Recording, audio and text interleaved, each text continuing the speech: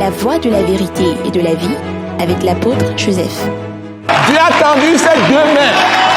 Tu n'as qu'à saisir les deux mains. Il veut t'arracher à ton enfer. Il veut te sortir du trou. Il veut te sortir des problèmes. Saisis les deux bras de Dieu. Viens à lui. En Jésus-Christ. Ce message de l'apôtre Joseph Kodouak Bemehin vous est présenté par le mouvement de réveil d'évangélisation, Action toute âme pour Christ international, Attaque internationale. Nous vous recommandons à Dieu et à la parole de sa grâce, qui seul peut vous édifier et vous donner l'héritage avec tous les sanctifiés.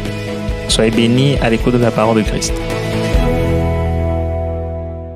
Père Saint, Père Dieu de notre Seigneur Jésus-Christ, c'est avec reconnaissance et profonde gratitude que nous venons encore à ton trône de grâce pour te confier ces moments merveilleux de proclamation de la parole de Christ et Jésus crucifié, ressuscité, l'évangile de Jésus-Christ de Nazareth que tu nous as confié à annoncer à toutes les nations, afin que les âmes que tu as créées pour ta gloire soient éclairées, reçoivent ta parole, reçoivent la foi que tu donnes, que tu impartis à tous ceux qui t'écoutent pour être libérés de leurs péchés, recevoir le pardon de leurs péchés, la vie éternelle et l'immortalité.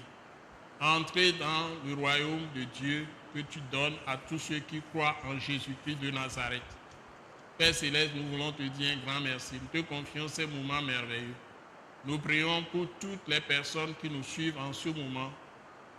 Ô Dieu notre Père, dans toutes les nations, que tu répandes ta grâce, ta miséricorde et tes riches compassions sur toutes les personnes qui nous regardent, qui nous voient, qui nous suivent, et que tu leur multiplies la bénédiction et tu leur donnes la foi pour recevoir le salut, la rédemption que donne le Christ Jésus crucifié, ressuscité. Et que tes bénédictions soient répandues dans leur vie, sur eux, sur toute leur postérité, et que tu bénisses toutes les nations qui ont cru en toi, Seigneur Jésus. Affermis les âmes qui sont déjà en Christ et Jésus. Et ceux qui ne te connaissent pas, ouvre leur intelligence à toi, communique-leur la compréhension de ta parole, qu'ils soient éclairés et reçoivent la vie éternelle au nom puissant de Jésus de Nazareth. Nous t'avons prié reçu. Amen. Amen. Nous vous bénissons dans le précieux nom de notre Seigneur Jésus-Christ.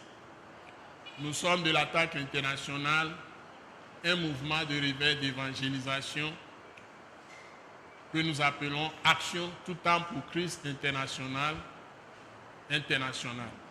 Nous sommes dans la joie de partager chaque fois avec vous des paroles précieuses de Dieu, des paroles de vérité de l'évangile de Jésus-Christ qui vous donnent toute la lumière sur ce que Dieu a préparé pour vous en Jésus-Christ de Nazareth. Quand vous croyez en lui, vous avez accès directement au trône de la grâce de Dieu et Dieu qui est esprit vient vous habiter et vous entrez aussi en Dieu dans son royaume pour hériter la vie éternelle, l'immortalité et demeurer dans son royaume pour l'éternité. Soyez tous bénis. Nous allons passer à la parole de ce jour. Nous sommes dans 1 Thessaloniciens chapitre 2 du verset 11 au verset 16. 1 Thessaloniciens chapitre 2 du verset 11 au verset 16.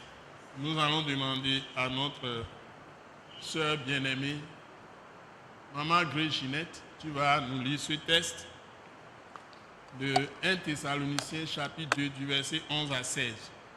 Vous avez la parole. Vous savez aussi que nous avons été pour chacun de vous ce qu'un père est pour ses enfants, vous exhortant, vous consolant, vous conjurant de marcher d'une manière digne de Dieu qui vous appelle à son royaume et à sa gloire.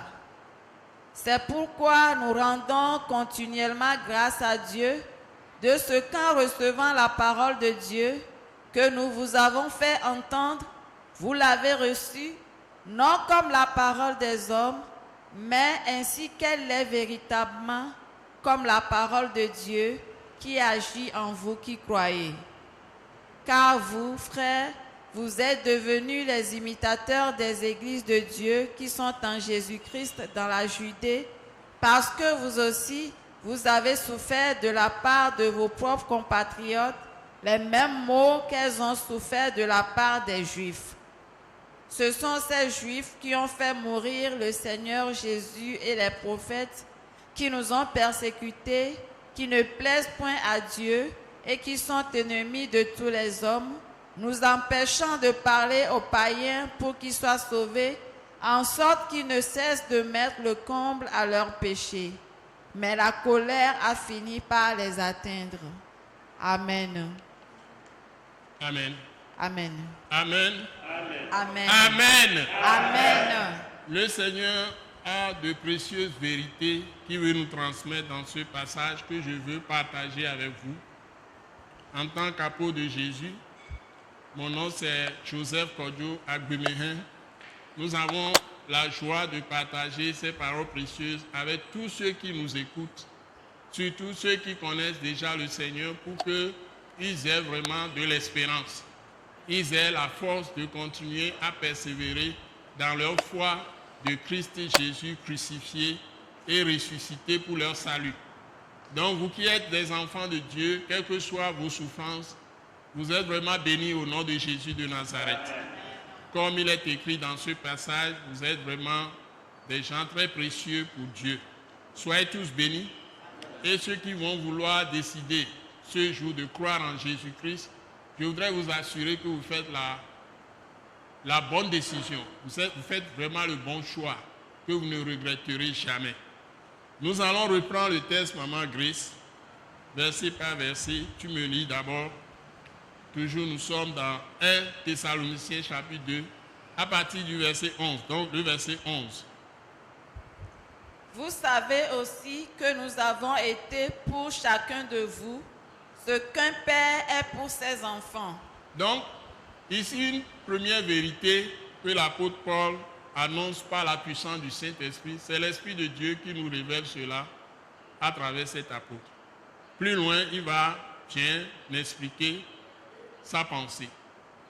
Mais déjà, il dit ceci, que vous savez, chaque fois qu'un apôtre parle, vous savez que, ma soeur, tu complètes.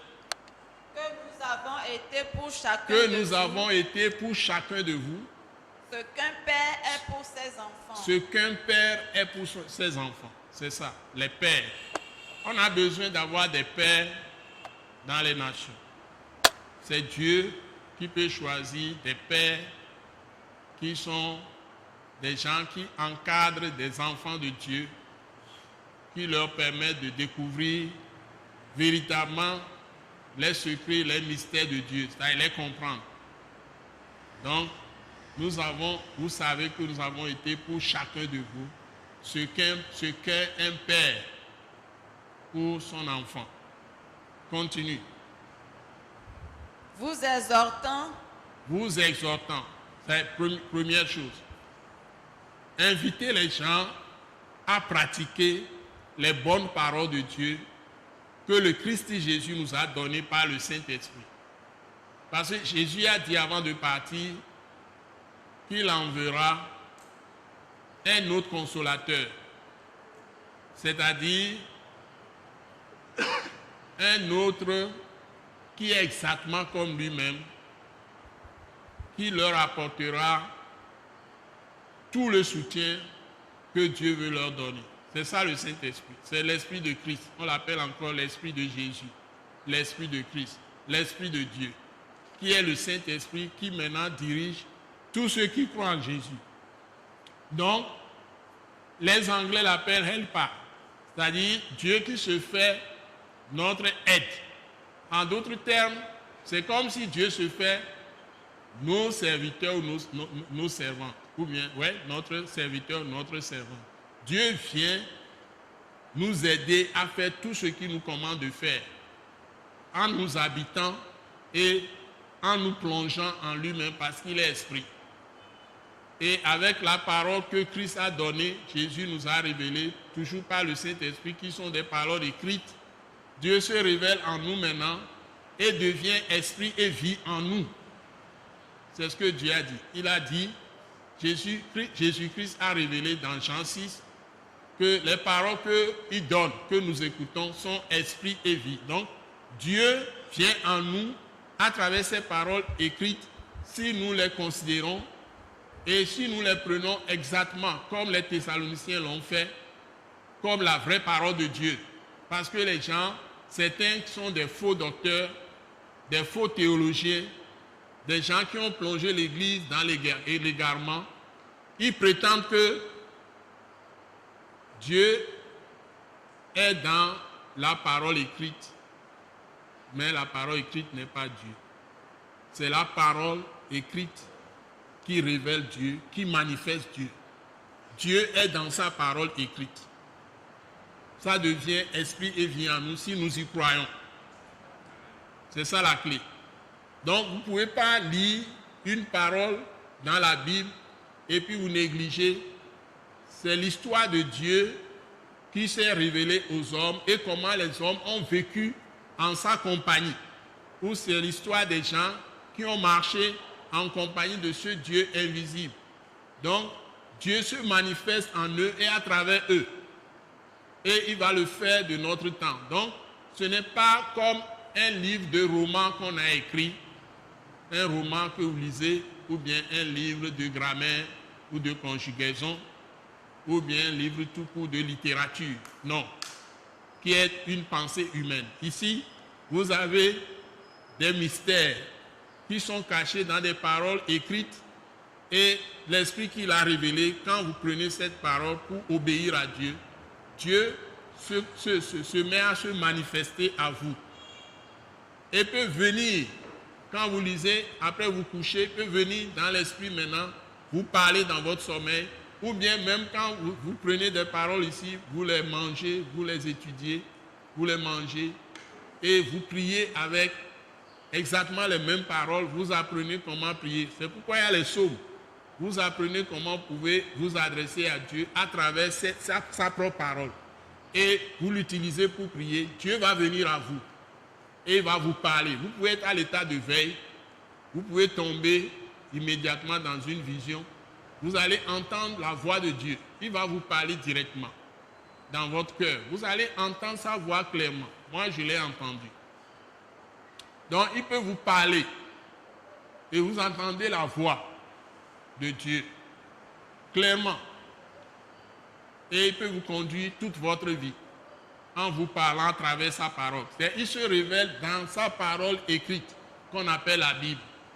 Et dans cette Bible, il y a 66 livres, 39 livres dans l'Ancien Testament et 27 livres dans le Nouveau Testament. 4 évangiles, les actes, et puis après, vous avez 22 lettres adressées aux églises. Tout ça, il y a beaucoup de révélations, beaucoup de prophéties, des choses qui vont se réaliser plus tard, qui sont dedans, dans tous les âges, jusqu'au retour de Jésus de Nazareth. Soyez bénis. Nous allons y aller, Maman Grace, nous reprenons. Verset 12. Verset 12, oui. Vous consolant, ça y est, nous vous exhortons, vous appelant à pratiquer les paroles de Dieu. Vous consolant, c'est-à-dire vous traversez des souffrances comme nous avons été pour vous, ce qu'un père pour son enfant. Nous allons vous réconforter quand vous traversez des moments difficiles. Il y a des paroles que Dieu donne aux apôtres ou bien à ses prophètes ou à ses docteurs ou évangélistes ou pasteurs. Et ces gens qui sont établis, les 5 ministères établis, font un travail dans le même sens.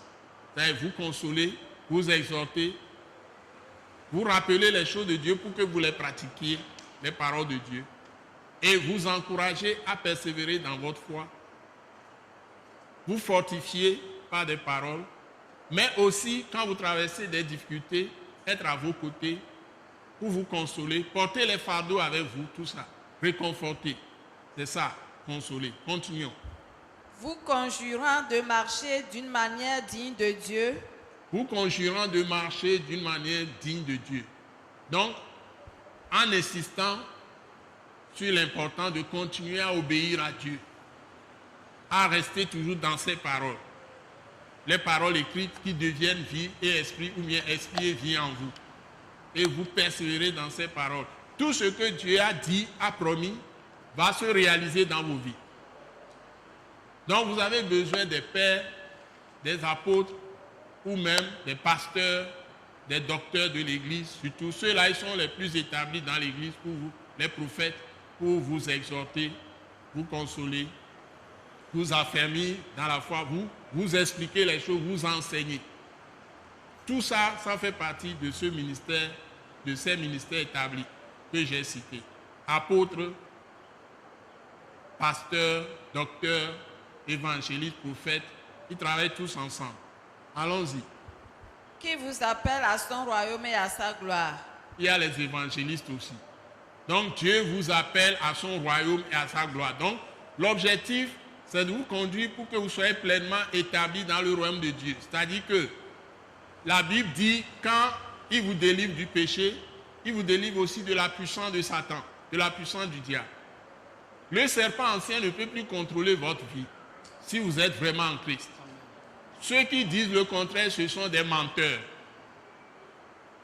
Ceux qui prétendent que c'est seulement des enseignements qu'on donne vagues et qu'il y a d'autres puissances qu'ils connaissent pour vanter, ils prêchent beaucoup plus Satan que de prêcher Christ. Donc prêcher le contraire et vanter la puissance du diable, c'est prêcher Satan. Ce n'est plus Christ que ces gens prêchent. Ils ne prêchent pas Jésus, ils prêchent Satan. Si quelqu'un vient vous montrer que le serpent ancien est aussi puissant que Jésus de Nazareth, cette personne, renvoyez la personne, ne saluez, ne dites pas bonjour à ces gens. C'est ce que la Bible dit dans 2 Jean. Si quelqu'un vient à vous et n'apporte pas la doctrine de Christ, c'est-à-dire l'enseignement de Jésus de Nazareth, c'est écrit, le Saint-Esprit a fait écrire par l'apôtre Jean, de ne pas saluer ces gens, de ne rien avoir avec ces gens, d'éloigner ces gens de vous ou de vous éloigner de ces gens, de ne pas les recevoir dans vos maisons. Malheureusement, aujourd'hui, les gens reçoivent certains dans leur maison qui viennent les détruire dans leur propre maison. J'en ai reçu aussi. Les gens débarquent et puis disent il est prophète, il est ceci, et qu'il a un message à vous donner. Je dis non. D'abord, je demande, vous êtes dans quelle église? Il me dit non, moi, j'étais dans telle église, j'ai quitté. Je ne suis plus dans l'église, Dès que j'entends ça, tous ceux qui s'élèvent contre l'église de Dieu, vous devez les fuir. Quelle que soit l'église, on n'a pas le droit de critiquer l'épouse de quelqu'un. L'église de Dieu, l'église, quelle que soit l'église, c'est vous qui dites que cette église est ceci, cela. Vous connaissez ce que Dieu a fait avant que cette église n'existe? Est-ce que vous savez comment Dieu a appelé les gens, comment l'église a été établie? Dans toutes les églises qui existent, Dieu a toujours des gens dedans.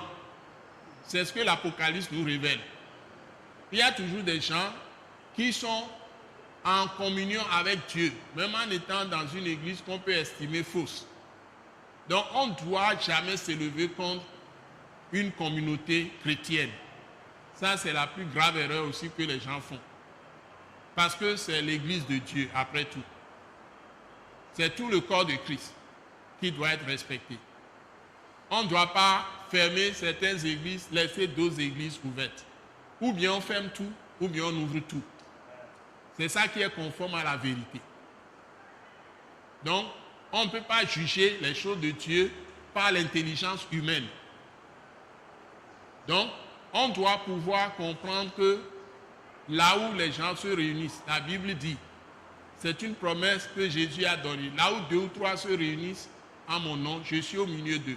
Donc, quel est l'homme qui peut maintenant dire que tel n'est pas église, telle est église, tel peut se réunir, tel ne peut pas se réunir? Donc, il n'y a pas d'homme.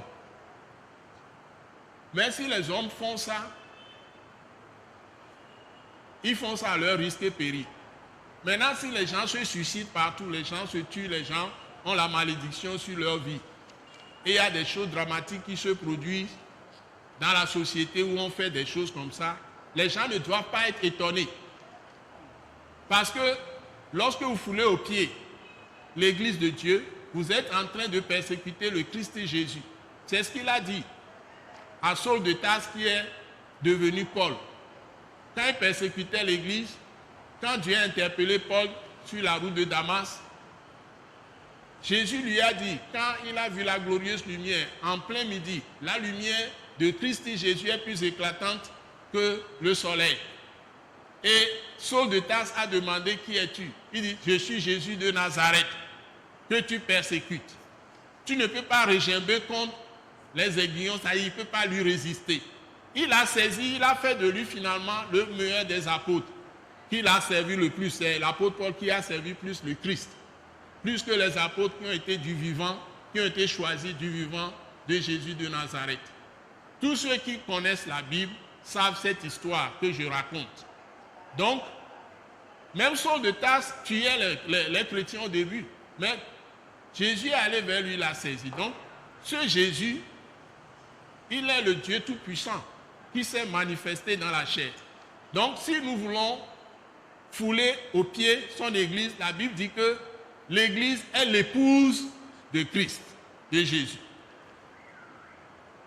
L'église, merci, l'église est l'épouse de Christ. Donc, vous ne pouvez pas fouler l'église aux pieds et puis vous allez croire que les gens vont être bien dans le pays, dans un pays donné. Ce n'est pas possible. Donc, c'est un plaidoyer que je fais spirituellement par la parole de Christ, crucifié, ressuscité, par le Saint-Esprit. Ce n'est pas charnel. Je parle des choses très profondes de l'esprit. Donc, ceux qui sont des saints ne doivent pas mépriser leur propre foi. C'est vraiment quelque chose de glorieux. Parce que la Bible dit que Dieu nous a donné la gloire. Ceux qu'il a appelés, il les a aussi justifiés. Ceux qu'il a justifiés, ou bien il les a sanctifiés, ou bien il les a justifiés, il les a aussi sanctifiés. Il les a aussi donné la gloire. Donc Dieu nous a appelés à être de son royaume, ça y est, de sa cité, des citoyens du royaume de Dieu. Et en même temps, à sa gloire, ça y veut nous donner sa grandeur, manifester sa grandeur en nous et à travers nous. Donc quelqu'un qui est en Christ, il peut manifester la gloire de Dieu. De grandes choses peuvent se produire dans un pays où il y a un vrai chrétien, un seul peut attirer la bénédiction, la gloire de Dieu dans tout le pays. Donc on ne doit pas négliger un seul. Et c'est à travers l'étude de la Bible, comme j'ai dit, les enseignements qu'on sait prier. Donc s'il n'y a pas d'enseignement de la parole de Dieu, les gens ne peuvent rien connaître dans le pays. Et même les prières qu'ils font sont des prières qui sont contre la volonté de Dieu. Parce qu'on ne peut pas prier selon la pensée de Dieu. Donc l'enseignement, Dieu demande que l'enseignement de la parole abonde au milieu de ceux qui croient en Jésus-Christ. C'est-à-dire que l'enseignement doit être abondant. Donc la connaissance de Dieu permet d'éviter les péchés, les désordres. Tout ce qui est abomination est éliminé quand les gens commencent à connaître la parole de Dieu, la parole de Christ crucifié, ressuscité.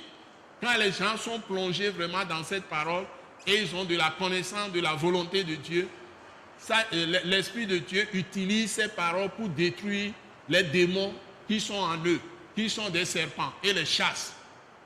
Sans la parole, le Saint-Esprit n'a pas de moyens pour travailler.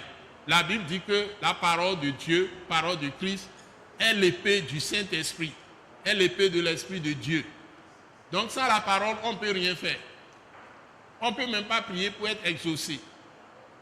Donc, le Saint-Esprit est l'esprit de prière. Mais le Saint-Esprit ne vient qu'en ceux qui croient en Jésus, mais qui pratiquent la parole de Christ Jésus. C'est ceux-là que le Saint-Esprit conduit. Donc, nous ne devons pas oublier ça. Continuons, ma soeur. Verset 13. Verset 13. C'est pourquoi nous rendons continuellement grâce à Dieu. Merci. Donc, nous devons remercier Dieu 24 heures sur 24 heures. Rendre continuellement grâce à Dieu. C'est-à-dire remercier Dieu 24 heures sur 24 heures. Selon 1 Thessaloniciens chapitre 2 verset 13 que nous lisons. Continue. De ce qu'en recevant la parole de Dieu. De ce qu'en recevant la parole de Dieu. On parle des Thessaloniciens. de ce que les Thessaloniciens, en recevant la parole de Dieu, que nous vous avons fait entendre, si on peut parler comme ça, des gens qui sont en Afrique, en Europe, en Asie, en Amérique, les hindous aussi, les Indiens, en Asie, partout, les Africains, les Européens, les Américains, les Asiatiques, les Pacifiques, ceux qui sont dans l'Océanie australienne, tout le monde, tous ceux qui sont sur la terre, si on peut parler des différents peuples, français ou bien togolais, togolaises, ghanéens, nigériens ou burkinabés ou congolais, Brazzaville, de Brazza, ou congolais de RDC, ou tchadiens, ou namibiens, ougandais, ou sud-africains, ou marocains, ou tunisiens, ou algériens, etc. Marocains, j'ai cité, vous circulez dans toute l'Afrique, et vous circulez en Asie, en Amérique, la Chine, chinois ou russes, etc., etc., tous les pays au monde, des gens de Singapour, bien de Hong Kong, hongkongais, je ne sais pas, et tout le reste, tous les pays au monde, si les gens, on peut parler d'eux comme qui croient en Jésus, on peut parler d'eux comme les Thessaloniciens. La Bible dit qu'ils ont reçu la parole de Dieu. Continue. Vous l'avez reçu. Vous l'avez reçu. Non comme la parole des hommes. Non comme la parole des hommes. Ça y est. Ces écritures qui sont dans cette Bible, je peux vous dérouler la Bible, toute la Bible. Je peux vous dérouler toute la Bible. Si je vous déroule toute la Bible, on lit du début jusqu'à la fin. La Bible comprend 66 livres. Toute la parole qui est écrite là, c'est de ça qu'on parle. La Bible, la Sainte Bible. Donc, si vous prenez cette Bible, tout ce que vous lisez dedans, du début jusqu'à la fin, on expose ça, on enseigne ça, on explique. Les Thessaloniciens l'ont reçu. Non pas seulement non pas comme la parole des hommes. Ils ont reçu tout ce qui leur a annoncé en lisant ces textes. Eux-mêmes, ils peuvent lire directement.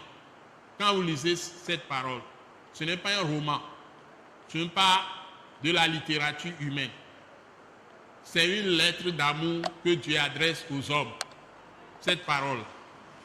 Et la Bible dit donc, continue. Mais ainsi qu'elle est véritablement. Mais vous l'avez reçue, ainsi qu'elle l'est véritablement. Maintenant, on annonce le secret, le mystère, deuxième grande vérité.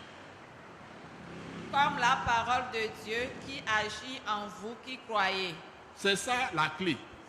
Ce que je veux donner même de toute la Bible, qui est la parole qui a révolutionné ma vie, c'est ce passage. La Bible dit ici, le Saint-Esprit nous révèle un grand secret, un grand mystère, une grande vérité que le monde des ténèbres, ceux qui n'ont pas la lumière de Dieu, ignorent totalement. C'est que ces écrits-là qui existent partout maintenant, on imprime ces Bibles, on les diffuse partout, on peut l'acheter. Mais les gens ne l'achètent pas, les gens ne recherchent pas la Bible, ne lisent pas la Bible. On n'enseigne pas les enfants à lire la Bible pour changer le cœur des enfants, que les enfants grandissant soient vraiment des gens remplis d'humilité, remplis d'intelligence, remplis de sagesse, c'est-à-dire de la crainte de Dieu, remplis de modestie, d'humilité, sans orgueil, et que si ces enfants prennent la relève, deviennent des présidents de République, des rois, ou des ministres, ou des avocats, ou des juges, tout ça, vont pratiquer la justice, vont exercer vraiment une vie faisant du bien à tout le monde, au lieu de trouver des gens qui sont vraiment cruels, méchants, tout ça. On n'enseigne rien de tout ça aux gens. Et on a même, au départ, on enseignait dans certains pays, surtout en Occident, et les milieux où il y a la démocratie, on enseignait cette parole. Après, maintenant, avec le développement industriel, tout ça, et la richesse que les nations ont accumulée. À cause de la mondanité, on a rejeté ça, on n'enseigne plus ces paroles, on ne dit plus rien, et puis on a fermé la Bible et on l'a mis sur des étagères. Il y a une institution ou bien une organisation très puissante, très utile au monde, qui fait un bon travail, distribue des Bibles. Mais quand les gens reçoivent, ils mettent même des Bibles dans des hôtels. Quand les gens voient ces Bibles dans les hôtels, ils ne touchent même pas, ça reste là. Maintenant, il y a d'autres livres qui sont sortis. On met tout ça sur le même pied d'égalité que la Bible. Alors que la Bible est le premier livre, la révélation depuis la création que Dieu a commencé à parler.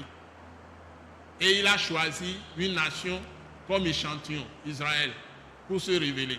C'est la vérité, ce n'est pas un mensonge. Mais Israël même, ils n'ont pas écouté leur Dieu. Ils ont fait beaucoup de méchantes choses, ils ont abandonné la parole et ils se sont donnés à leur propre penchant de cœur. C'est ce que la Bible enseigne. Et Dieu les punit n'importe comment, mais Dieu les a élus. Nous avons vu ça au début. Quand Dieu élit un peuple, personne ne peut sortir ce peuple de sa main. Donc, Dieu les avait sélectionnés à travers leurs aïeux. Leurs aïeux et leurs aïeuls. Donc, à cause des patriarches, Dieu a toujours ses yeux sur Israël et ne l'abandonnera pas. Il dit à la fin des temps, Israël va se convertir. C'est eux-mêmes qui ont persécuté celui que Dieu leur a envoyé, Jésus de Nazareth. C'est eux-mêmes qui l'ont crucifié, qui l'ont tué. Mais en faisant tout ça, Dieu a planifié que lui-même va prendre le corps physique et se sacrifier pour les péchés du monde entier. Donc, il a pris Israël comme échantillon, mais maintenant il élargit sa grâce à toutes les nations. C'est ça le message de la Bible, du Nouveau Testament, que nous lisons. Les lettres envoyées aux églises, nous trouvons ces secrets dedans, ces mystères. Donc nous qui sommes les apôtres d'aujourd'hui, nous sommes chargés simplement, non pas de venir avec de nouvelles paroles, mais tout a été annoncé et clôturé. C'est dans le dernier chapitre de l'Apocalypse, chapitre 22. Donc tout a été dit. Et Dieu dit que celui qui retranche quelque chose de cette Bible, ou qui ajoute quelque chose à cette Bible, sa vie est en danger. Il va le retrancher, il va l'enlever, effacer de son livre de vie. Même si tu prends Jésus, si tu ne gardes pas la parole de Christ crucifié et ressuscité, c'est Jésus qui a parlé depuis le début de la Bible. Dieu a dit que Jésus, le Christ, parlait, c'est l'Esprit de Christ qui parlait dans les prophètes. C'est dans 2 Pierre chapitre 1. Donc nous ne devons pas négliger ces paroles. C'est dans les paroles que nous découvrons toutes les grandes vérités. Et la Bible dit que la parole de Dieu est la vérité, pas une des vérités. Donc en dehors de la parole de Dieu révélée à travers Israël, les prophètes d'Israël, jusqu'à Jésus lui-même qui est venu, il n'y a pas un autre livre qui peut l'égaler. En tout cas, nous qui avons lu ce livre, le livre lui-même se suffit. Comment pouvez-vous expliquer que l'histoire rapporte? On le trouve dans l'histoire, c'est des faits historiques. On a pris des traités bibliques, on a répandu sur des forêts où il y a des pygmées. Le temps que les gens, des années après, des dizaines d'années après, ou plusieurs années après, les gens ont essayé de pénétrer ces forêts, on a trouvé que les pygmées ont ramassé ces traités bibliques, ont lu, et eux-mêmes ils ont bâti leur église, ils adoraient déjà Dieu, avant que des missionnaires ne les découvrent. C'est simplement les écrits, les versets qu'on a sélectionnés de la Bible, on a fait de petits papiers, on a répandu ça par avion sur les forêts. Et les pygmées qui ont découvert ça se sont convertis, eux-mêmes ils ont construit leurs églises. Donc, il y a beaucoup d'événements étonnants. Il y a des événements qui se sont passés. Jésus est apparu à des maîtres bouddhistes. Par exemple, quand vous prenez des gens comme Yonggi Cho, c'est des miracles que Dieu a opérés dans leur vie. C'était des maîtres bouddhistes. Mais ils se sont convertis parce que Dieu leur a parlé directement dans leur maladie. Ils allaient mourir. Et Dieu a fait un miracle pour eux. une petite fille qui a prié sur Yongisho, il allait mourir de tuberculose et il a été guéri miraculeusement. Il a donné sa vie après totalement à Christ et sa vie a changé. Il a bâti l'église la plus puissante en Corée du Sud. Il a pris le nom de David. C'est un grand serviteur de Dieu. Il n'est plus de ce monde, je crois, mais il a laissé beaucoup de traces. Et il y a de puissants hommes de Dieu en Corée du Sud. Il y a des docteurs même qui ont créé des instituts ici au Togo qui enseignent la Bible. Donc je voudrais que tout le monde comprenne que quelle que soit la population, Dieu doit rendre ce témoignage à toutes les nations. Que tel pays, les gens en lisant la Bible, des écrits, l'ont reçu non pas comme parole des hommes, mais comme elle l'est véritablement, l'ont reçu comme la parole de Dieu. Ils ne vont cesser à parler des blancs, des noirs, des jaunes, des rouges, des peaux rouges, tout ça, distinguer les nations, le racisme, le tribalisme, des trucs d'ethnie, tout ça, nous devons laisser tout ça de côté. Tous les hommes sont égaux devant Dieu. Homme ou femme, Dieu ne fait pas de distinction de sa puissance. Si tu crois en Jésus, la toute-puissance de Dieu viendra en toi. C'est ça ce que la Bible enseigne dans le Nouveau Testament. C'est ce que Jésus est venu nous apporter. Et il te dit que tu deviens un avec Dieu. Quand Dieu dit « tout soit un », ce n'est pas entre nous-mêmes que nous allons nous unir. Ce n'est pas de ça que Dieu parle. Nous sommes un avec Dieu avant d'être un avec l'autre. Si tu ne deviens pas un avec Christ, tu ne peux pas aimer l'autre et être un avec lui. Ce n'est pas possible. Donc c'est surtout être un avec Christ et automatiquement tu entres en Dieu, Dieu entre en toi. Et tu peux maintenant traiter avec l'autre en te cultivant avec ces paroles de Christ crucifié, ressuscité dans le Nouveau Testament. Tu vas connaître les vertus de l'amour. Dieu est amour. Tu vas connaître ça. Et Dieu seul est vrai. Tu vas connaître la vérité. Sa parole est la vérité. Tu vas connaître la justice, la vraie justice. Quelle que soit la justice humaine, ça ne sera jamais parfaite comme la justice de Dieu. Les gens rendent des justices sur la terre, mais la vraie justice appartient à Dieu lui-même. Quand nous allons quitter la terre, nous serons tous jugés. Que Dieu nous aide. Amen. Alléluia. Amen.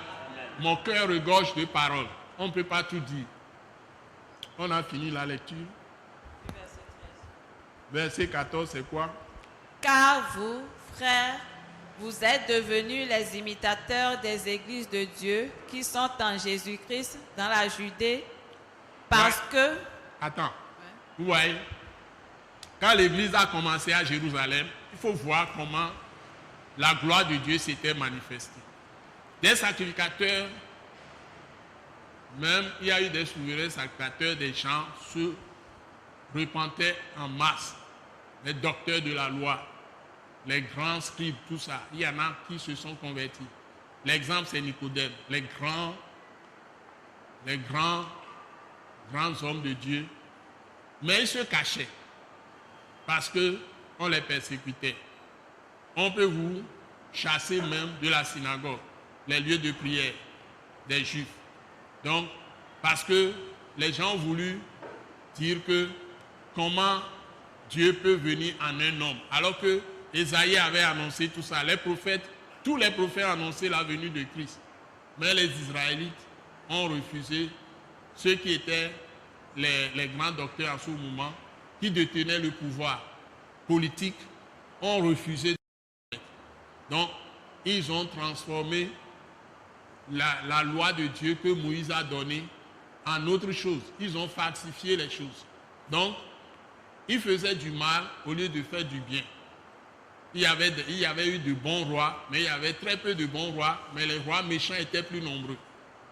Donc, jusqu'à ce que Dieu s'est tué près de 400 ans sans plus parler à travers les prophètes, avant l'apparition de Jean-Baptiste, pour faire venir le Christ et Jésus, pour préparer l'entrée de Jésus dans le monde, de Christ. Et c'est comme ça que Christ est venu. Et à la croix, quand il rendait le souffle et donnait sa vie pour nos péchés, il dit tout est accompli.